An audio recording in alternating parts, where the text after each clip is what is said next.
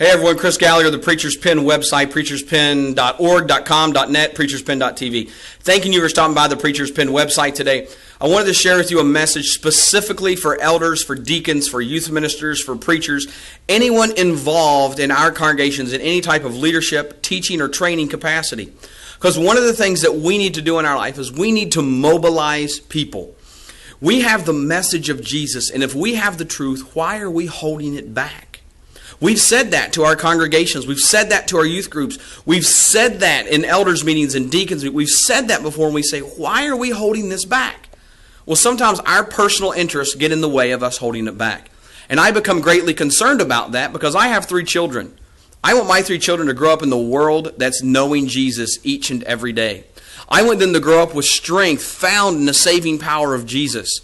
I want them to grow up and to know that the apostles were left a great message, and that message is that Jesus saves.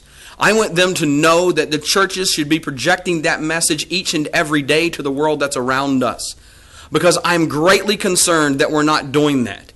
I'm greatly concerned that we're too involved many times with what we think we need.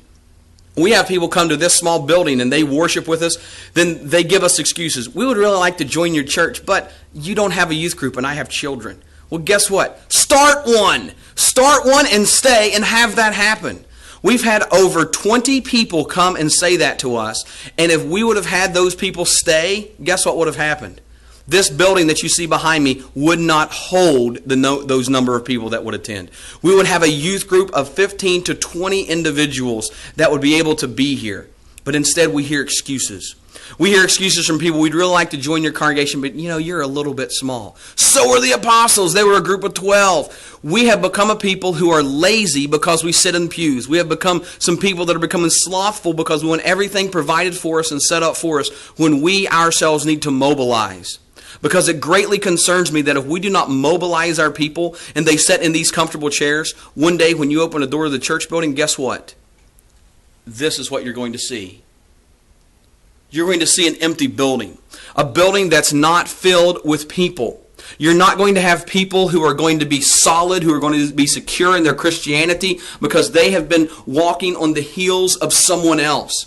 And it's up to us. That's why I said anybody in a leadership, training, or teaching capacity, it is up to us to share that message. That we need Christians who are going to be working. We need Christians who are going to strive each and every day to be able to share the message of Jesus. Because what happens is, if we just depend on other things like that as well, and we say to ourselves, well, you know what? If only, pretty soon, folks, guess what? We're going to have classrooms that look like this. We're going to have hallways. We're going to have hallways in our church building. They're like this hallway now.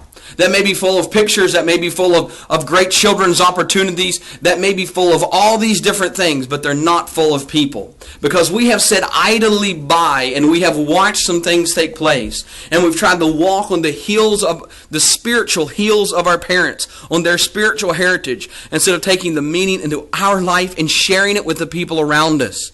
The statistic will always be true that 1 out of 1 dies. And there's a life after this, and it's up to us. We are the hands, we are the boots on the ground to share the message of Jesus. I encourage you to ask the question, how do you want the church buildings to look? Do you want them to look empty like the one behind me? Or do you want them to be full of people singing and praying and living for God each and every day? It's not just a Sunday thing. It's a Sunday through Saturday each and every day of our life.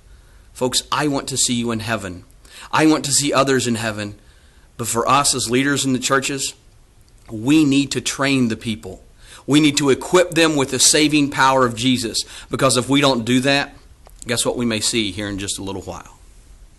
We might see empty church buildings. My name is Chris Gallagher, and thank you for stopping by the Preacher's Pen.